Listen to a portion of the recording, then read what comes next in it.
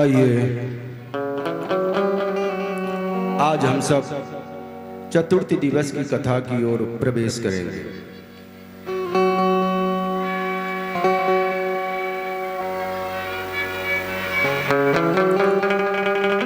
कल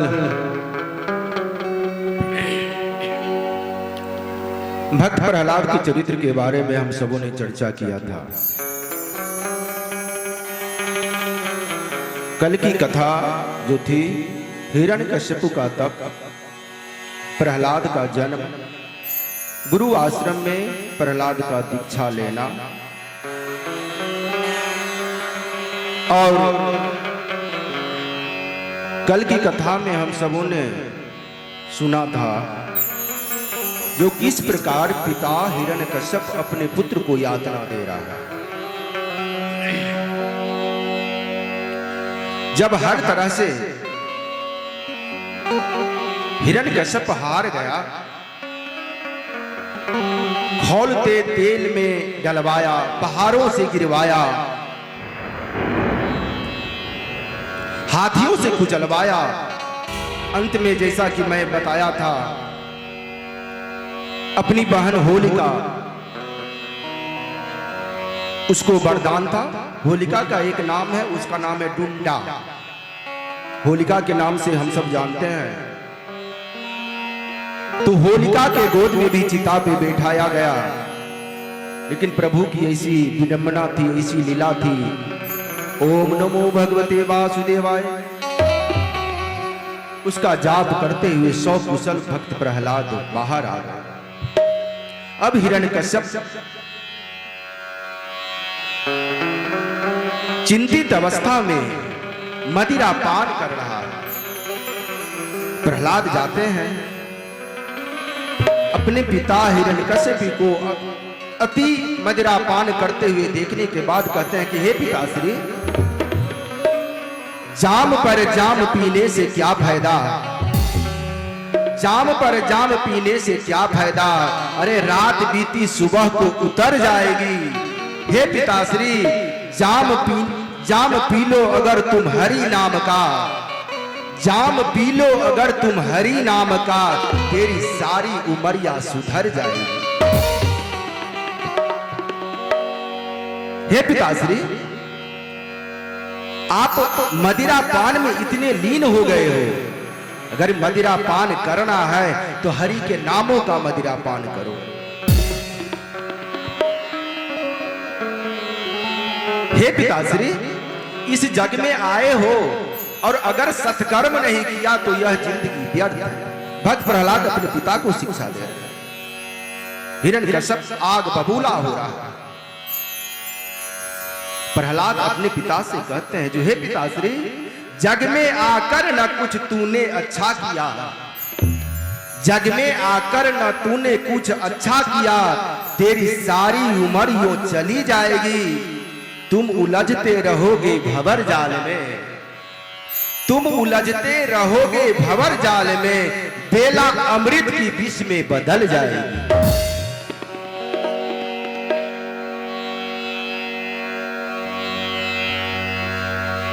इधर जब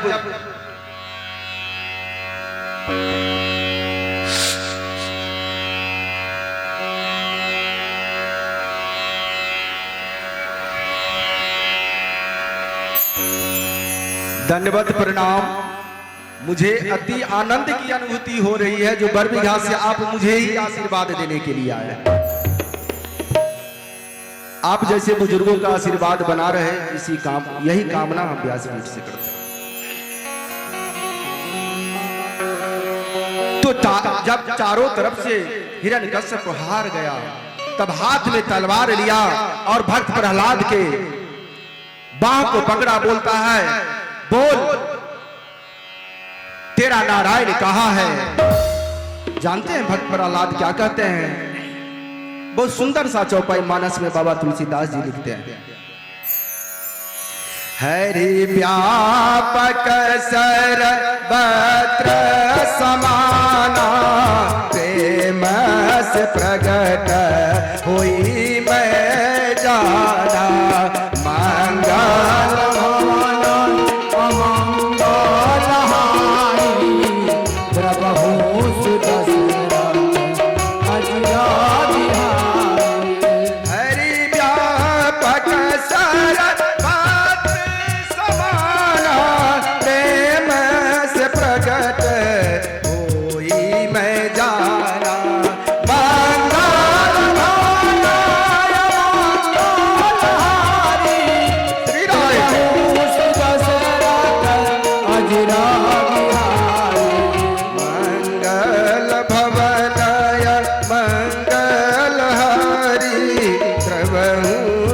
दशरथ अजीर बिहारी।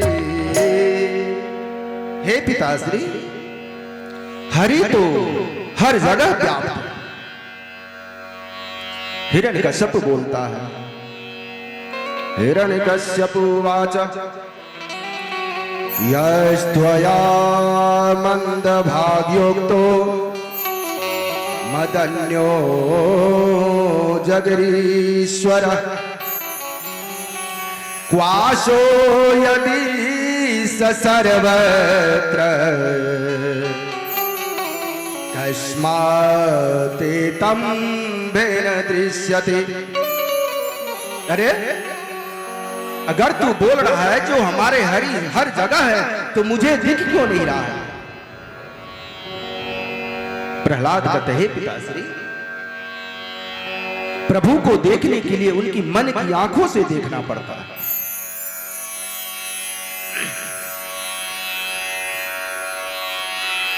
हिरण्यकश्यप बोलता है ठीक है, अगर तेरा नारायण सर्वत्र है तो बता क्या इस खंभे में है? प्रहलाद कहते हैं हाँ पिताश्री, तुझे दिख रहा है? हाँ पिताश्री, मुझे तो हर जगह नारायण नारायण ही दिख रहे हैं, हम में तुम में खरग खंभ में। हे पिताश्री, आपको इन आंखों से भगवान नहीं देखेंगे। प्रहलाद कहते हैं ज्ञानी तपसाली बनियो, अरे मन में है अभिमान, अरे भोजन के भंडार में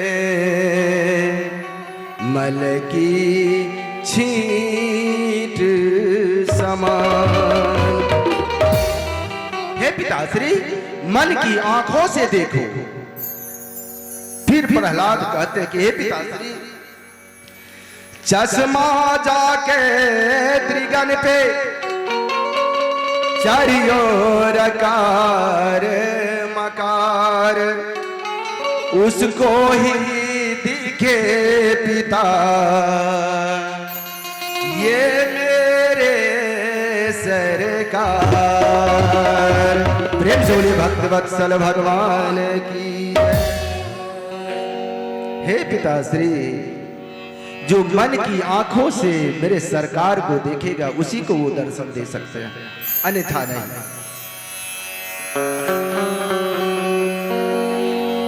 तब क्रोधित होकर के हिरण्यकश्यप ने अस्तंभम तताडाति बलम स्वमुटी हना,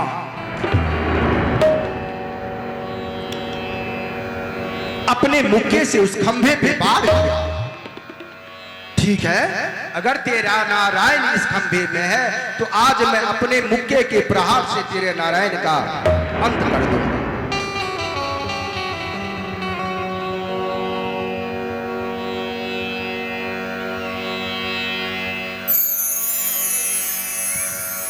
तो हिरण्यकश्यप अपने मुक्के से उस खंभे में प्रहार किया।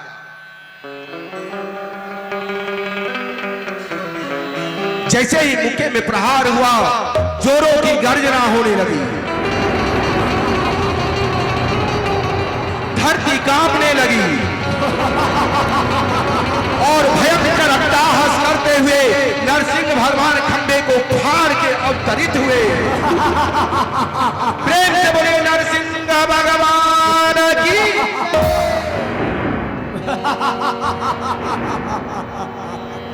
नरसिंह भगवान प्रकट हो गए।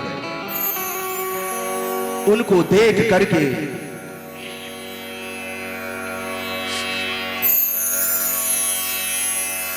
भक्त प्रहलाद भयभीत हो गए, कांपने लगे।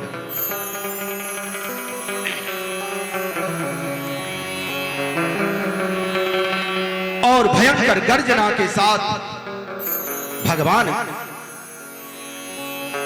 हिरण्यकश्यप से कहते हैं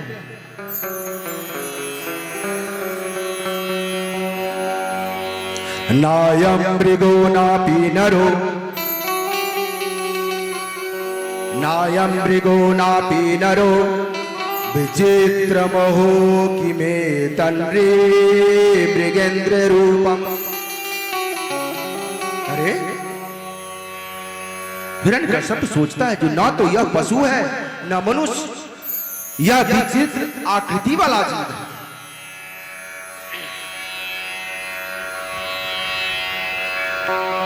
नरसिंह भगवान का मुख शेर का था, बड़े बड़े नाखून, भयंकर गर्जना के साथ हिरण्यकश्यप को बोल रहे हैं, अरे मूर्ख, तू याद कर, तूने ब्रह्मदेव से वरदान मांगा था, जो हे प्रभु न मैं दिन में मरूं न रात में मरूं। देख पापी, अभी न तो दिन है न रात है, गोधूली बेला है। बताया था ना मैं, जो गोधूली बेला जिसको प्रथम संध्या बेला जो कहते हैं, उसमें सोना, पढ़ना, खाना, मैथुन करना, ये चारों कर्म वर्जित है। सोने से अगर संध्या, प्रथम संध्या बेला में आप सोए हुए रहते हैं तो आपके आयु की छिन्नता होगी, आयु आपका नाश होगा। विद्यार्थी अगर प्रथम संध्या बेला में पढ़ते हैं तो उसका विद्या का नाश होता है। इसलिए संध्या बेला में ये चार कर्म नहीं करना चाहिए। तो कहता है, रे मूर्ख देख, अभी न तो दिन है न रात है, ये तो गोधूली बेला है।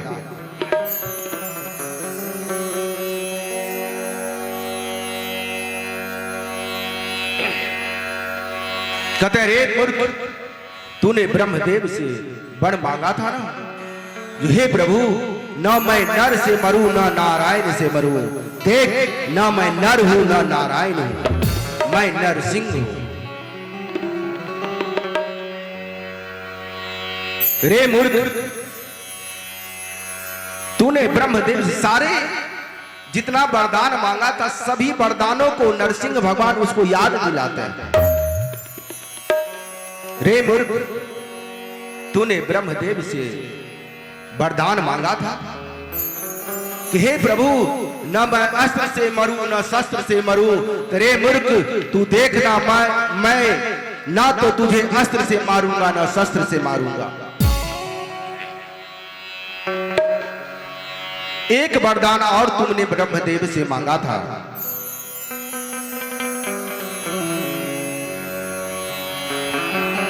कमिटी मेंबर अगर एल्युमिनियम का बर्तन में प्रसाद नहीं रहना चाहिए, या तो स्टील रखे, नहीं तो फूल का, तांबे का, जो हो, कांसे का, एल्युमिनियम में नहीं। बड़ा परात है वही ले आइए, कल जिसमें था वो ट्रे जो था एल्युमिनियम में, कभी प्रसाद वगैरह पूजन पाठ का सामान नहीं रखना चाहिए। तो चौथा वरदान तूने मांगा था, जो हे ब्रह्मदेव न मैं ऊपर मरूं न नीचे मरूं। रे मूर्ख, लो मैं तुझे दिखाता हूं, न तो मैं तुझे ऊपर मारूंगा न नीचे मारूंगा। झट से हिरण्यकश्यप के बाल को पकड़ के घसीटते हुए लाए और अपने जंघा पे लिटा लिए और बड़े बड़े नाखूनों से उसका सीना विदीर्ण कर दिया।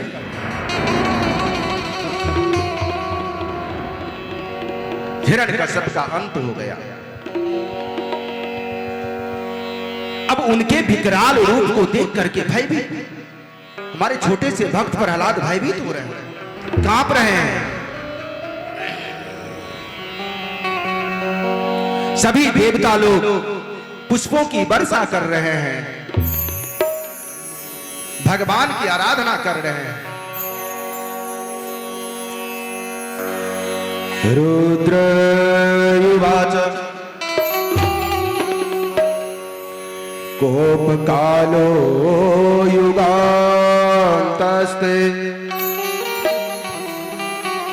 हतोऽयं सुरोल्पकः तत्सुतं पाहुपसृतं ते भक्तवत्सल। हे प्रभु, आपने इन असुर को बिना किसी प्रयास के ही मार डाला।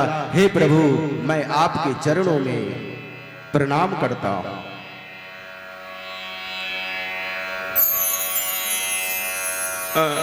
एक ग्लोब मंगवाया था, ग्लोब ला करके यहाँ पे रख दे, क्योंकि आज सुंदर सा झांकी आप सब देखेंगे।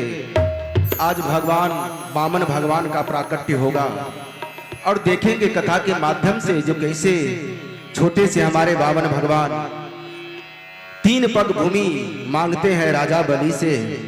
पहले पग में सारी सृष्टि को, पृथ्वी को नाप लेते हैं, दूसरे में आकाश, तीसरा में कहां, तो राजा बलि अपना सर दे देते हैं।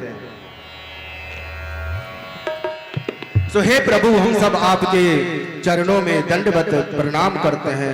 सारे देवी देवता भगवान की आराधना करते हैं। अब उनका जो विकराल रूप है, उनके रूप को शांत कैसे किया जाए?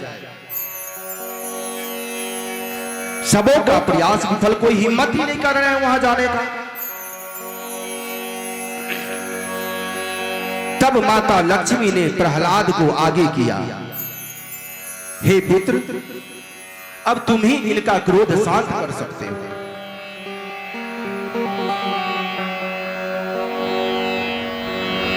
भक्त प्रहलाद डरते हुए, कांपते हाथों से प्रणाम करते हुए प्रभु के पास जाता है और प्रहलाद कहते हैं, हे प्रभु, इधर रख दो। बरा नहीं था, बरा नहीं था, सब ठीक ठीक।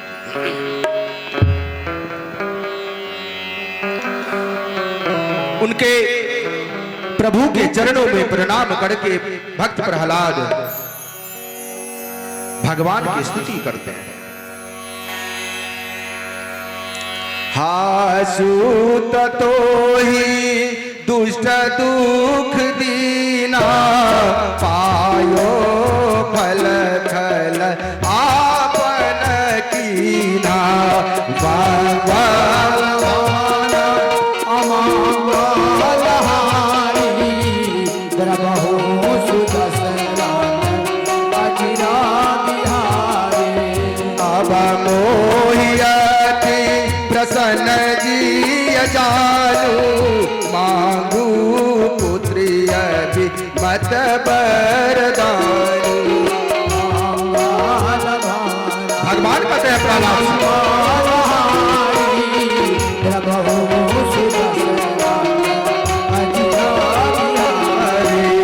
अब मोहियति प्रसन्न जी जानू, मांगू पुत्र अभी मत बरदानी। हे पुत्र वर मांगो, परम द्रोही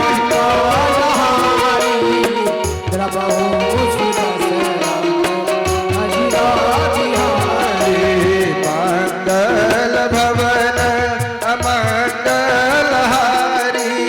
द्रवहु सुदशरथ अजिर बिहारी।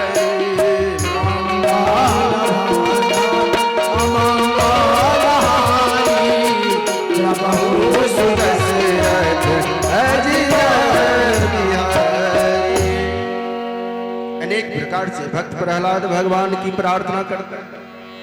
उनकी प्रार्थना से प्रसन्न होकर के भगवान प्रहलाद को अपने गोद में उठा लेते हैं। अब देखते हैं जैसे पशु लोग अपने जीवा से चाट के बच्चों को प्रेम करता है, दुलार करता है, उसी तरह से भगवान अपने जीवा से चाट रहे हैं, सहला रहे हैं। कहते, हे पुत्र, हम तुम्हारी प्रार्थना से प्रसन्न हैं,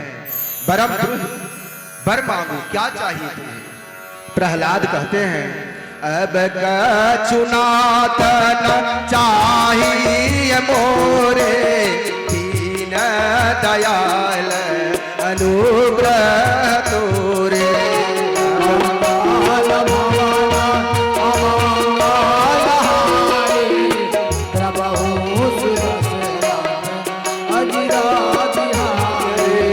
अब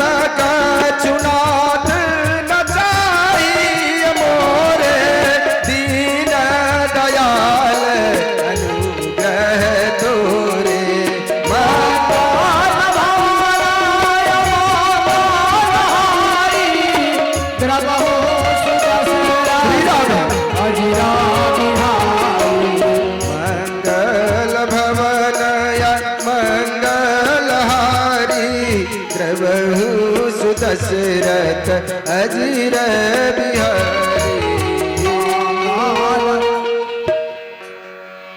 हे प्रभु मुझे कुछ नहीं चाहिए, नहीं पुत्र फिर भी कुछ मांगो। बोला नहीं प्रभु मुझे तो सब कुछ ही मिल गया, मैं तो आपसे यही प्रार्थना करता हूं जो हे प्रभु सदैव आपकी दया दृष्टि मुझ पे बनी रहे। इस समय तो मुझे आपकी दृढ़ प्रीति मिल रही है, आपके सच्चिदानंद स्वभाव से साकार हो रहा हूं। सो हे प्रभु आप मेरे ऊपर ऐसी ही कृपा दृष्टि बनाए। और हे प्रभु अगर आप देने की जिद कर रहे हैं, अगर आप मुझे देना ही चाहते हैं तो हे प्रभु आप मुझे ये वरदान दे जो मेरे पिता जो कि सबों को, ब्राह्मणों को, संतों को, सबों को, देवताओं को, सबों को दुख ही किया था। हे प्रभु मेरे पिता को आपका लोक प्राप्त हो यही वरदान दीजिए। भगवान कहते हैं हे पुत्र तेरे पिता की तो मुक्ति वैसी ही हो गई क्योंकि वो मेरे हाथों से मारा गया था। हे पुत्र तेरा पिता तो अपने पितरों के साथ पुनीत हो गया क्योंकि उसके यहां तो तेरे जैसा भक्त पुत्र पैदा हुआ है। तो हे पुत्र तेरा पिता तो अपने पितरों के साथ गोलोक को गया, उसका कल्याण हो गया, उद्धार हो गया। भक्त प्रहलाद को राज सिंहासन पे बैठाया गया, राजगद्दी दे दी गई, चारों तरफ जय जयकार होने लगा। अब भक्त प्रहलाद के चरित्र के बाद आइए हम सब अष्टम स्कंध में प्रवेश करते हैं। श्री सुखदेव जी महाराज, अच्छा एक चीज और बताओ मैया, ध्यान इधर दो, इधर पूरी भागवत की कथा कौन सुना रहे हैं? ये भी तो मैं बताया था पहले। बाबा लोग उधर से भागवत की कथा कौन सुना रहे हैं? सुखदेव जी महाराज। किसको सुना रहे हैं? किसको? हाँ हाँ राजा परीक्षित को। जोरदार ताली मैया के लिए। पूरे भागवत की कथा सुखदेव जी महाराज व्यासासन को अलंकृत करते हुए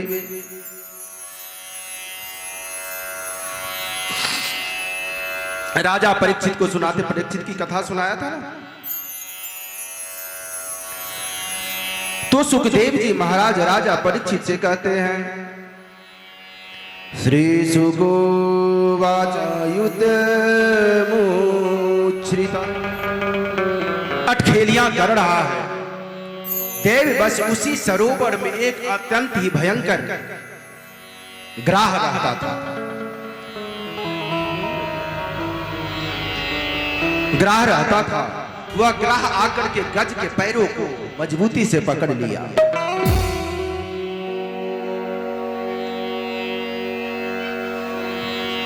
गज कितना भी प्रयास करे लेकिन ग्राह छोड़ ही नहीं रहा था। वैसे जल में रहने वाले जंतु जो हैं, जल में उनकी शक्ति बहुत ज्यादा हो जाती है। गज चिंघारने लगा।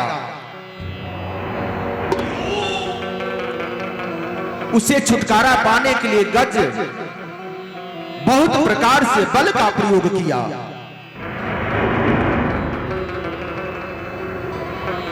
समय बीतता गया, दोनों में युद्ध होती गई। युद्ध करते करते गज अति दुर्बल हो गया।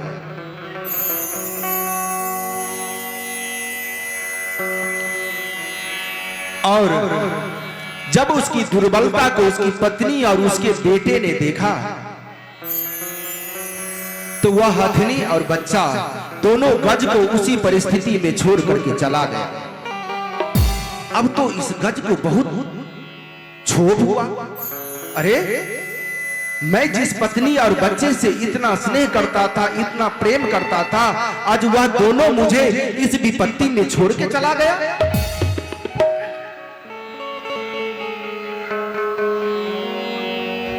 कोई साथ नहीं दिया गज का। तब गज सोचने लगा, कस्य माता पिता कस्य भार्या सहोदरा, कस्य माता पिता कस्य भार्या सहोदरा। कोई नहीं, माँ बाप सहोदर भाई बहन कोई किसी का नहीं साथ देता। कालेन संबंध का कस्य परिवेदन। जब गजेंद्र तन और मन से हार गया चारों तरफ से और अपनी पत्नी और बच्चों का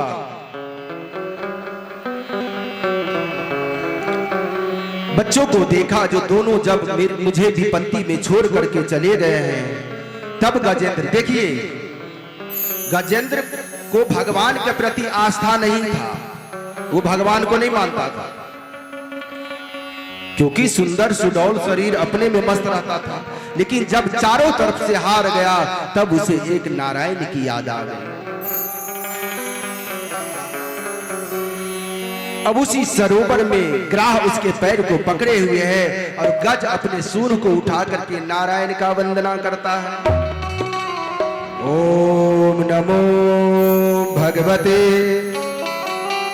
तस्मै यत् सच्चिदात्मक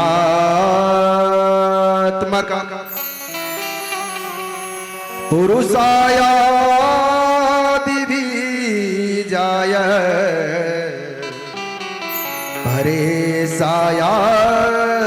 परेशायाभिधीमहि। हे प्रभु, आपके द्वारा जो विश्व में का चेतना बना है, सारे प्राणियों के रूप को आप ही तैयार करते हो, सारे प्राणियों को दुखों से आप ही निवारते हो। हे प्रभु, ऐसे पुरुषोत्तम के चरणों में मैं बारंबार प्रणाम करता हूं, बारंबार प्रणाम करता हूं। फिर प्रणाम करता है। हजारों श्लोकों के साथ गज ने नारायण का आराधना किया।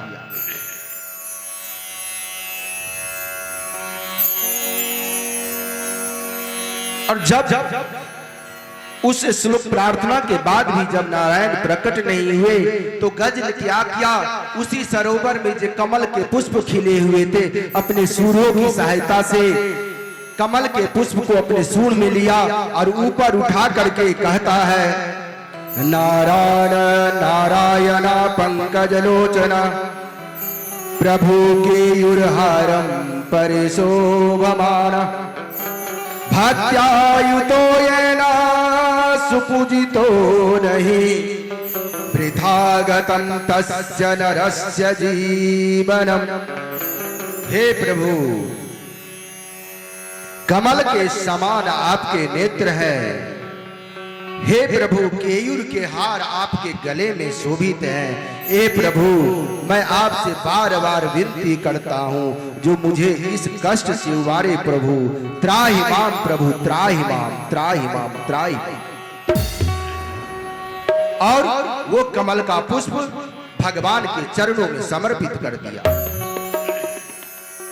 और कहता है, दीन दयाल बिरदु सम भारी हरहु नाथ मम संकट भारी। दीन दयाल बिरदु सम भारी हरहु नाथ मम संकट भारी। मंगल भवन मंगल प्रभु सुदशरथ अजीर बिहारी। अंगाद भवाना अमंगल हारी प्रभु सुदशरथ अजीर बिहारी। दीन दयाल बिरजु सम भारी हरहु नाथ मम संकट भारी। दीन दयाल मेरे कष्ट का निवारण राम भारी हरहु नाथ संकट भारी। देखिए, इस चौपाई का जो मनुष्य नित्य प्रतिदिन पाठ करेगा, सुंदरकांड का पाठ कौन प्रत्येक दिन करते हैं? कोई नहीं। बाप रे बाप। अच्छा, उधर एक मैया हाथ उठाई है,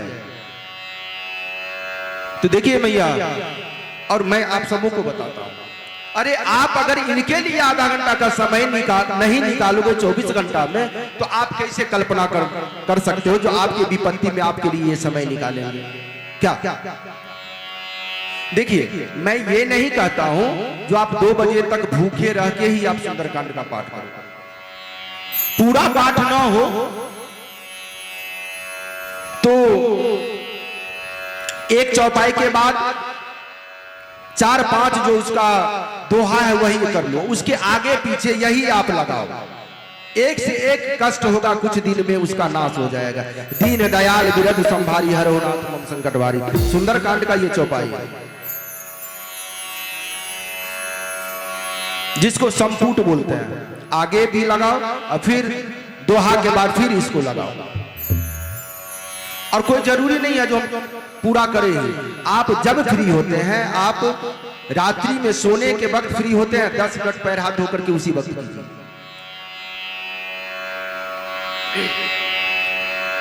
तो दीन दयाल बिरध संभारी हरहु नाथ मम संकट भारी। हे प्रभु, मुझे इस संकट से उबारो।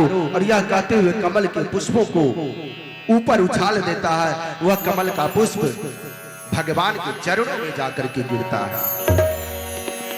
भगवान वहां से गरुड़ पे सवार होकर दौड़े दौड़े आते हैं। भगवान को देख करके, हमारे नारायण को देख करके गजेंद्र बहुत ही आनंदित होता है, बल मिल जाता है उसको।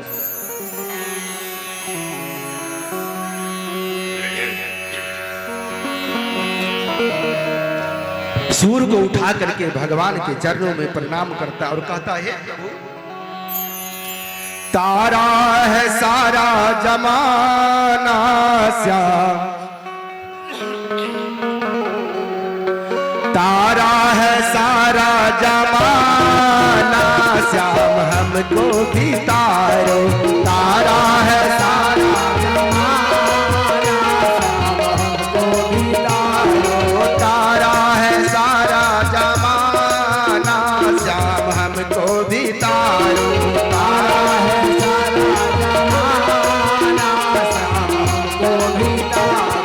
हमको भी तारो श्याम, हमको भी तारो। हमको भी तारो श्याम, हमको भी तारो। तारा है, अरे तारा है सारा जमाना श्याम, हमको भी तारो। को भी तारो।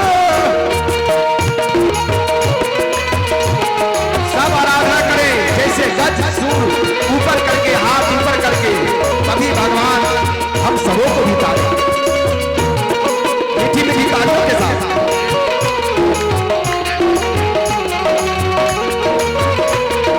बहुत अच्छा।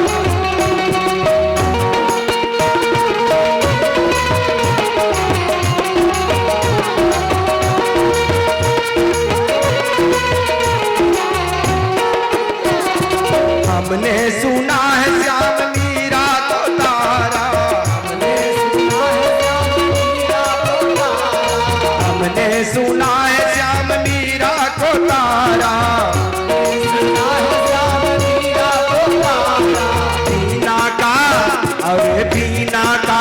करके बहाना श्याम को भी तारो तारा है सारा तारा है सारा जमाना श्याम हमको भी तार। श्री राधे। आप सब अगर सामने आएंगे तो मेरा और आनंद बढ़ जाएगा। सामने आ जाओ नहीं। श्री राधे।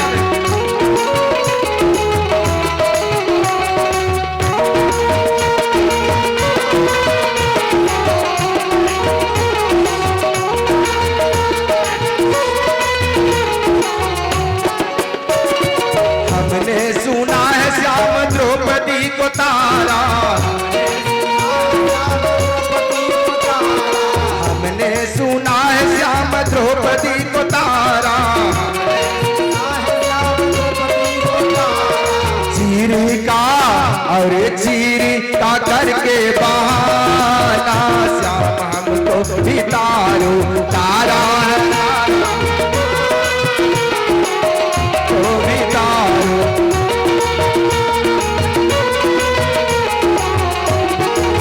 जय हो। तारा है सारा जमाना श्याम हमको भी तारो।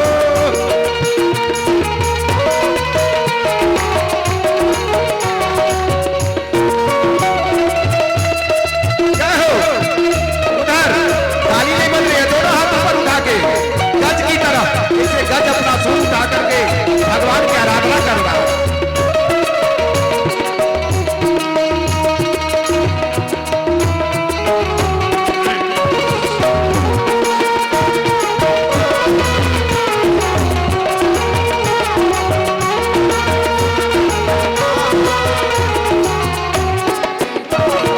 हमने सुना है श्याम अर्जुन का तारा, हमने सुना है श्याम, हमने सुना है श्याम अर्जुन को तारा, गीता का और गीता का करके बहाना श्याम हमको भी तारो तारा है श्याम हमको भी तारो।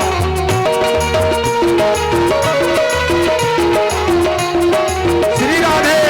मीठी मीठी तालियों के साथ मस्ती में सच चित और आनंद से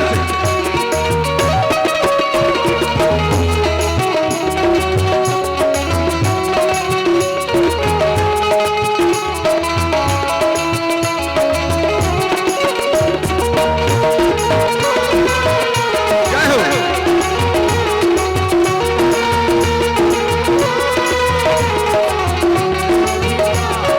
हमने सुना है श्याम प्रहलाद को तारा,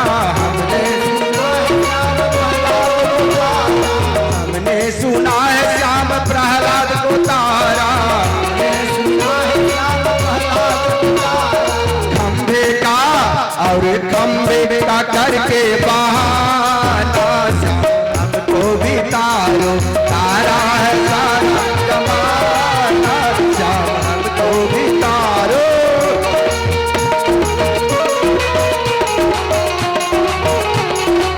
श्री राधे।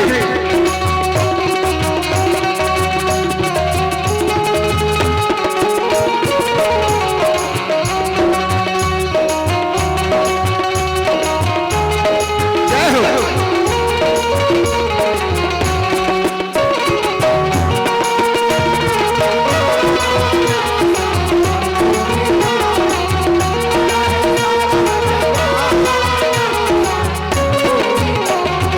हमने सुना है श्याम के बट को तारा,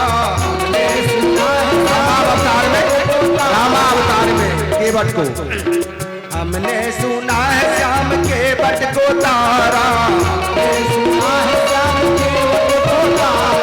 हमने सुना है श्याम के बट को तारा, नौका का अरे नौका का करके बहाना श्याम हमको भी तारा तारा है सारा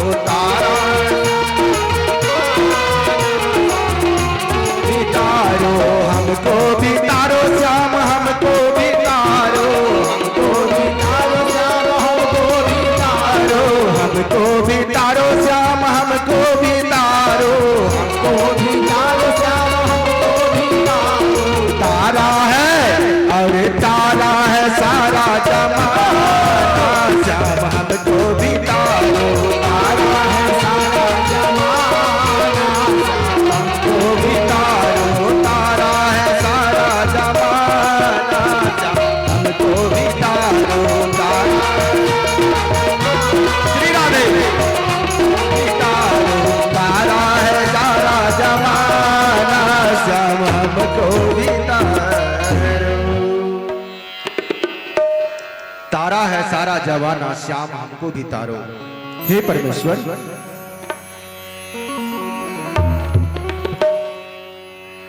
जब भगवान नारायण और गजेंद्र का तार से तार मिल गया,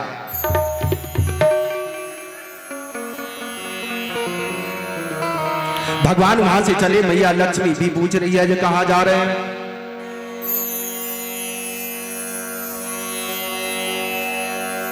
भगवान कहते हैं एक भक्त बहुत मुसीबत में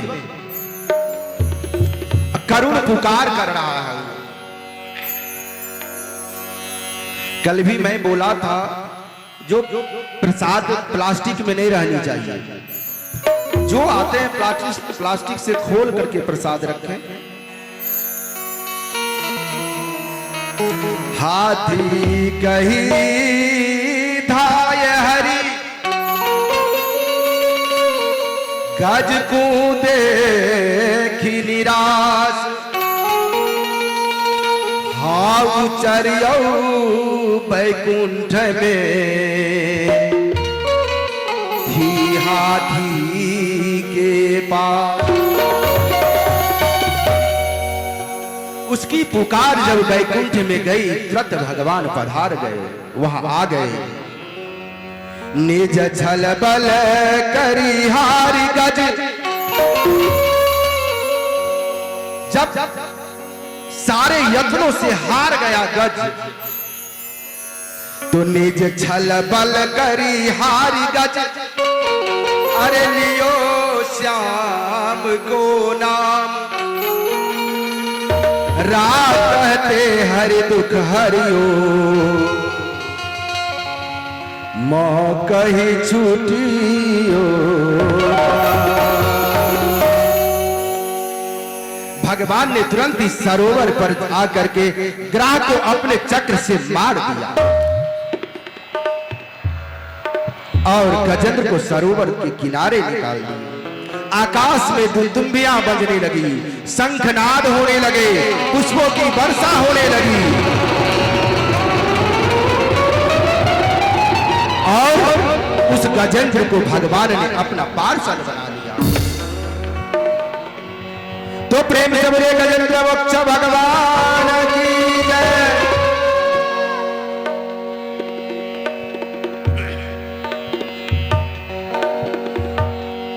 गजेंद्र का ग्रह का तो वहीं प्राणांत हो गया। गजेंद्र को भी गोलोक की प्राप्ति हुई, वहां से मोक्ष की प्राप्ति हो गई।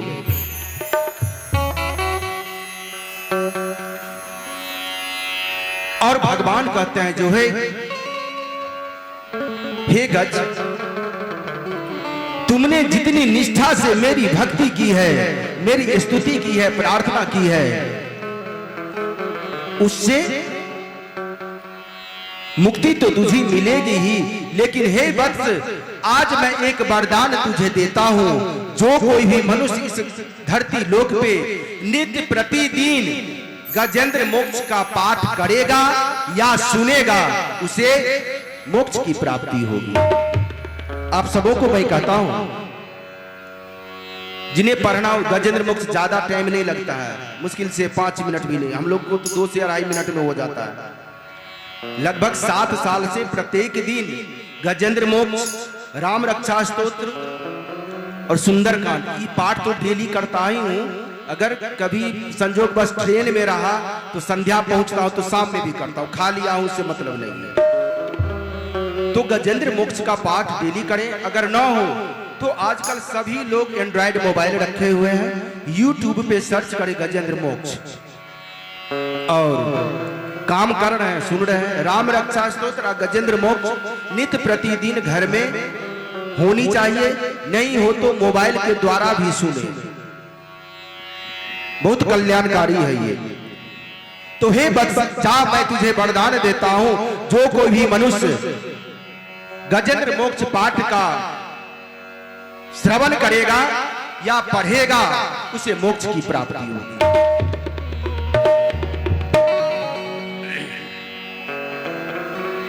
लेकिन मनुष्य तो माया के वशीभूत हो करके सब कुछ भूल जाता है। और वो ये नहीं समझता है, गौर से सुनिएगा। खत्म हुए दिन उस डाली के, अरे जिस पर तेरा बसेरा था। समय जाते जा रहा है, ये घर ये घोंसला कुछ नहीं साथ जाएगा। खत्म हुए दिन उस डाली के, जिस पर तेरा बसेरा था। आज यहाँ और कल हो वहाँ, ये जोगी वाला पहरा था। सदा रहा है इस दुनिया में, किसका या वो जाना। चल उड़ जा रे पंछी की, अब ये देश हुआ बेगाना। चल उड़ जा रे पंछी की, अब ये देश हुआ बेगाना।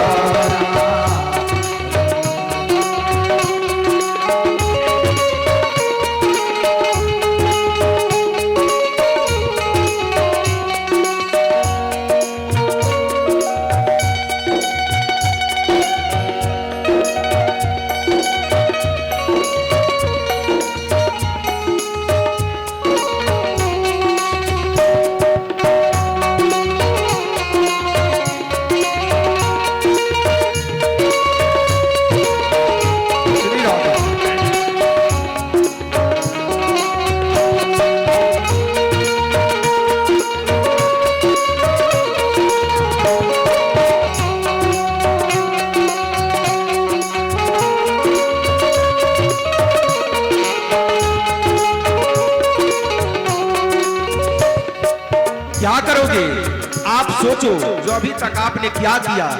झूठ सत्य चोरी डकैती करके किसके लिए इकट्ठा किया। तूने तिनका चुन कर नगरी एक बसाई। तूने तिनका चुन के नगरी एक बसाई। तूने तिनका चुन कर नगरी एक बसाई। तूने तिनका, कौन सी नगरी? परिवार, अपने परिवार के बारे में जोड़ते हो। बसाई। बारिश में तेरी भीगी पांखें, धूप में गर्मी पाई। बारिश में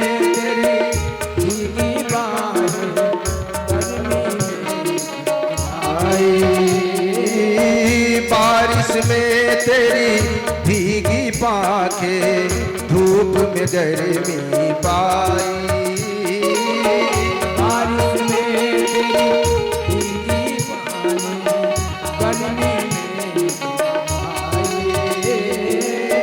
कम ना कर जो तेरी मेहनत, कम ना कर जो तेरी मेहनत, तेरे काम न आई। अच्छा है मुझे ले जाने से, अच्छा है मुझे ले जाने से, देकर ही कुछ जाना। जा रे पंछी की, अब ये देश हुआ बेगाना। चल जा रे पंछी।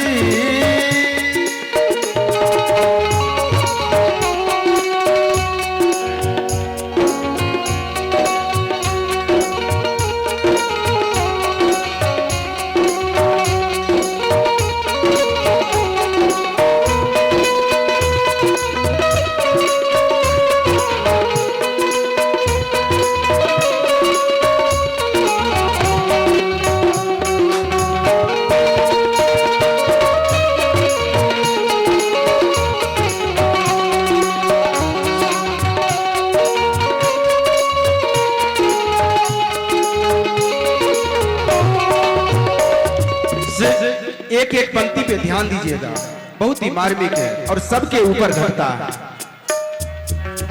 भूल जा अब वो मस्त हवा,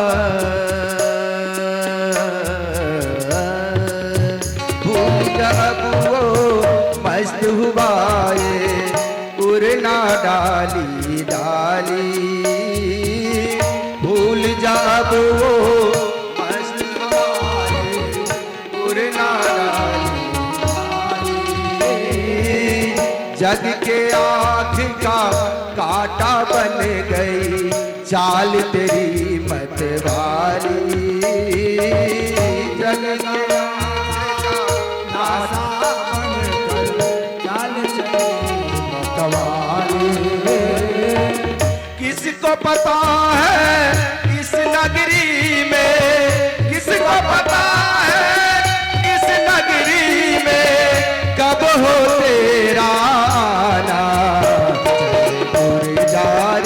पंछी की अब ये देश हुआ बेगाना, चले जा रे पंछी की अब ये देश हुआ बेगाना। तूने दिन का चुन कर, तूने दिन का चुन कर नगरी एक बसाई, बारिश में तेरी भीगी पाके धूप में गर्मी पाई। अच्छा है कुछ ले जाने से, अच्छा है कुछ ले जाने से, देकर ही कुछ जाना, उड़ जा रे पंछी की अब ये। परीक्षित पूछने लगे कि हे प्रभु, आपने तो गजेंद्र मोक्ष की कथा हमें सुना दी, अब कृपया करके आप मुझे ये बताएं, जो भगवान को समुद्र मंथन करने की तथा अमृत निकालने की क्या आवश्यकता पड़ गई, इसके बारे में आप मुझे बताएं। श्री शुको वाचा यदा दुर्वासस शापात सेन्द्रो सेन्द्रालोकास्त्रयो नृप निःश्रीकाश्चावबस्तन्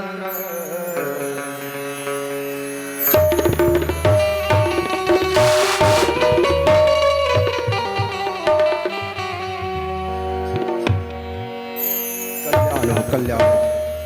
बैठिए विराज।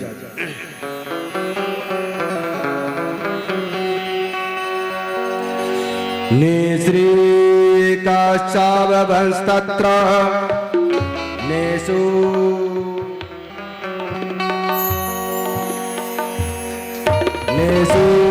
रुच्यादय क्रिया। सुखदेव जी महाराज राजा परीक्षित को कहते हैं, जो हे राजा, एक समय दुर्वासा ऋषि को रास्ते में देवराज इंद्र की सवारी मिली। देवराज इंद्र की सवारी क्या था? हाथी, उसका नाम था ऐरावत।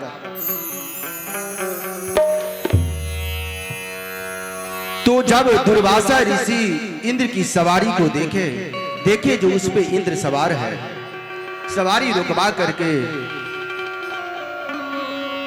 दुर्वासा ऋषि इंद्र को एक माला अर्पण की, जैसे ये लोग अभी किए हमें।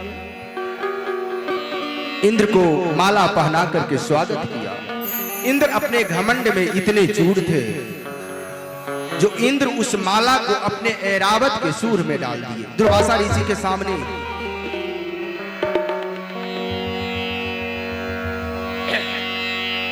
और वह ऐरावत क्या किया? अपने सूंड से उस माला को अपने पैरों के नीचे रख करके दबा करके छिन्न भिन्न कर दिया उस माला।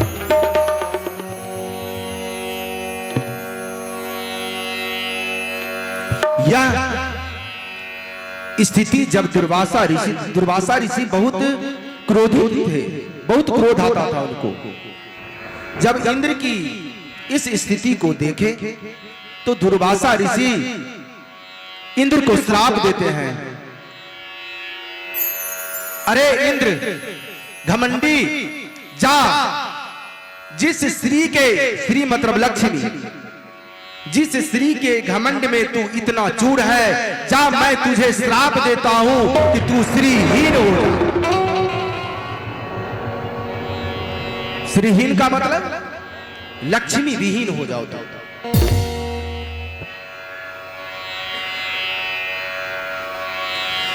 श्राप के कारण इंद्र सारे देवों सहित श्रीहीन हो गए। इंद्रलोक में दानवों का कब्जा हो गया। अब दुखी होकर के सारे देवता ब्रह्मदेव के पास जाते हैं।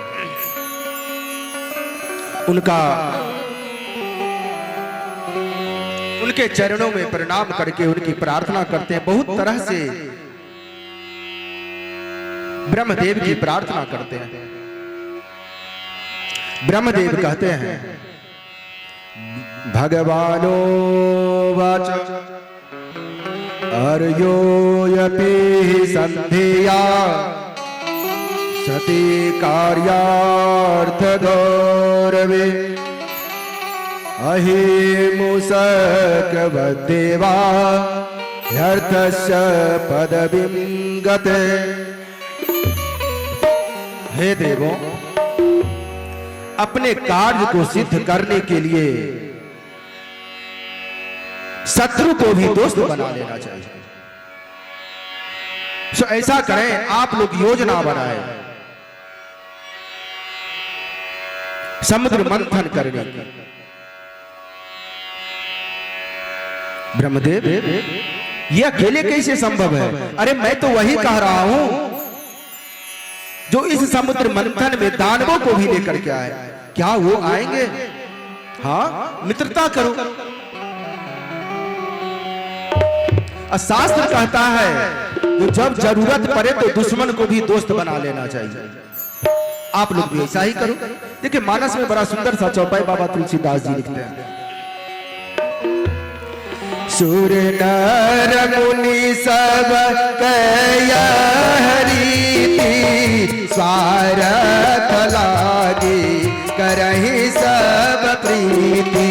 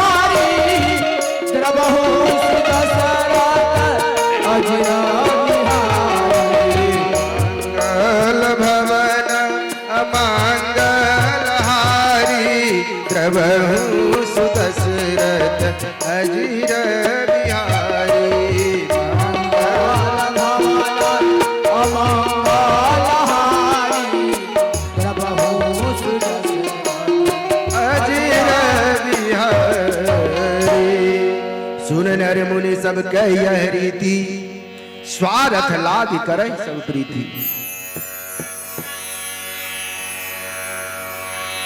समुद्र मंथन करने का विचार क्यों आया? क्योंकि उधर दुर्वासा ऋषि श्राप दे दिए थे जो तुम श्रीहीन हो जाओ। सारे दानव लोग इंद्रलोक पे कब्जा कर लिया, देवलोक में। तो अब उस समुद्र मंथन से अमृत कलश निकलेगा। उस अमृत को पी करके देवता लोग अमर हो जाएंगे। तैयारियां शुरू हो गई। सारे देवता लोग दैत्यों के गुरु शुक्राचार्य के पास गए। मंत्रणा होने लगी समुद्र मंथन की।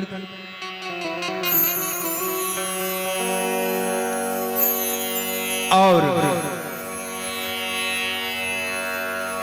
वहां से जो रत्न निकलेगा उसका बंटवारा कैसे कैसे होगा, इसकी भी मंत्रणा हो गई।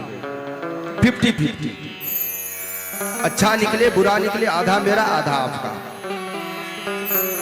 दैत्य गुरु शुक्राचार्य महाराज दैत्यों के राजा थे बलि, उनके पास गए, सारे वृतांत सुनाया गया। राजा बलि ने उसकी स्वीकृति दे दी।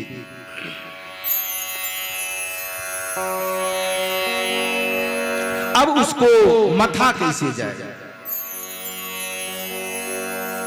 तो अब देव दानव दोनों मिल करके मंदराचल पर्वत के पास गए। मंदराचल को प्रार्थना करते हैं, हे मंदराचल जी, आप मुझे सहयोग करें। देवता और दानव दोनों मिल करके बहुत प्रयास किए मंदराचल को उठा करके समुद्र में लाने का, लेकिन कुछ नहीं हो सका। फिर हमारे बासुकी जी ने एक क्षण में, फिर बासुकी जी की आराधना की गई। बासुकी जी एक क्षण में मंदराचल को उठा करके समुद्र के बीचों बीच रख दिए। श्री सुखदेव जी महाराज राजा परीक्षित से कहते हैं, श्री सुकोवाच ते नागराज मामंत्र्य फल भागेन वासुकी परिबीय गिरा तस्मै नेत्रमभ्यम मुदान्वितो। हे बासुकी जी, उससे जो अमृत निकलेगा उसमें आपको भी भाग दिया जाएगा। बासुकी नाग तैयार हुए, मंदराचल को ला करके समुद्र के बीच में रख दिए और मथनी तो हो गया समुद्र, और उसमें जो डोरी लगेगा जिससे मथाएगा वो भी बासुकी को ही प्रार्थना करके वही बासुकी नाग का डोरी लगा। अब देखिए यहां पे देवता लोग चाह रहे थे जो मुख के तरफ हम लोग नहीं पकड़े, क्योंकि जब मंदराचल पर्वत से बासुकी का घर्षण होगा तब उसके मुख से विष निकलेगा और उस विष से सभी झुलस जाएंगे। अब ये बात अगर दैत्यों को बोला जाए जो तुम आगे के तरफ रहो, तब वो भी नहीं मानेगा। इसमें नारद जी चाल चलते हैं।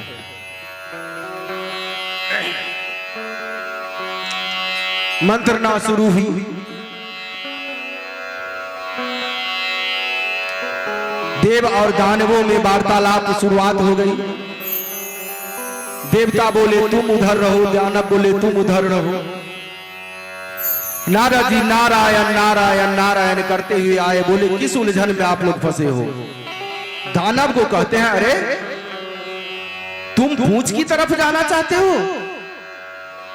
अरे जो शक्तिशाली होता है वही मुख की तरफ जाता है, तो क्या तुम देवताओं से अपना हार मान लिए हो? तो नहीं, ऐसा तो हो ही नहीं सकता। ठीक है, मैं ही मुख की तरफ रहूंगा। मुख की तरफ दानव लोग पकड़े, पूंछ की तरफ देवता लोग। मथनी शुरुआत हुआ। अब मथते मथते मंदराचल का इतना वजन था जो वह धंसते चले गए। अब कैसे? तो फिर सारे देवता लोग नारायण के पास जाकर के आराधना करते हैं। तो हमारे नारायण कच्छप रूप धारण करके उस जल में प्रवेश करते हैं और मंदराचल को अपने पीठ पे ले लेते हैं। तो कच्छप भगवान का अवतरण हुआ। प्रेम से बोलिए कच्छप भगवान की जय। तो जो आदमी कछुआ खाते हैं उस समझिए साक्षात भगवान को खाते हैं। कच्छप भगवान अपने पीठ पे मंदराचल को धारण किए और उसके बाद मथनी शुरू हुआ। सबसे पहले एक विष का प्याला निकला। जब वह विष निकला तो सारी सृष्टि झुलसने लगी। जीव जंतु झुलसने लगे, पेड़ पौधे जलने लगे। आकाश मार्ग से जो चिड़िया चल रही थी, उड़ के जा रही थी, झुलस झुलस के गिर रही थी।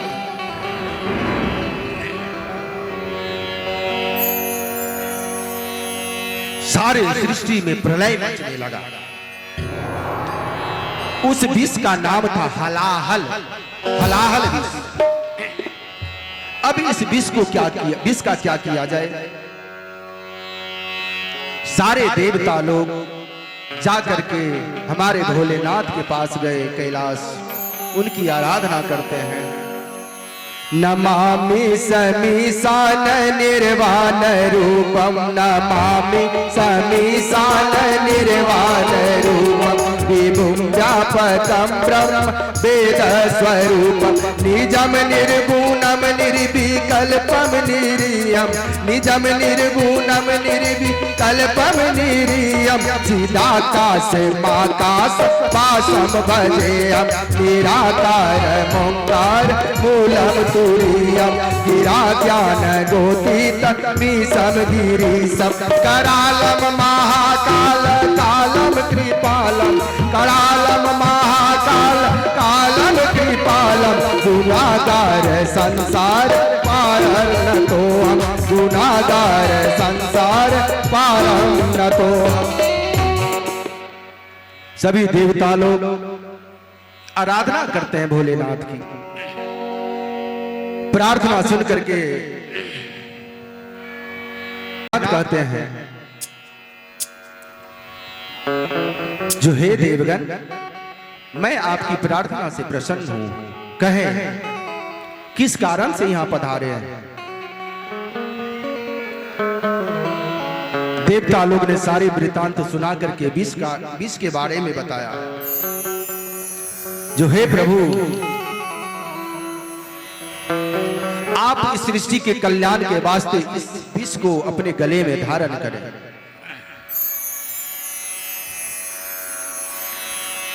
हमारे भोलेनाथ भोला बाबा ने उस विष का प्याला लेकर के अपने कंठ में धारण कर लिया, और तभी से उनका एक नाम नीलकंठ महादेव भी पड़ गया। तो प्रेम से बोलिए नीलकंठ महादेव की। पहला रत्न विष, और सोचिए एक बूंद विष, वो हलाहल विष एक बूंदी धरती पे गिरा, सारा गला में धारण कर लिए।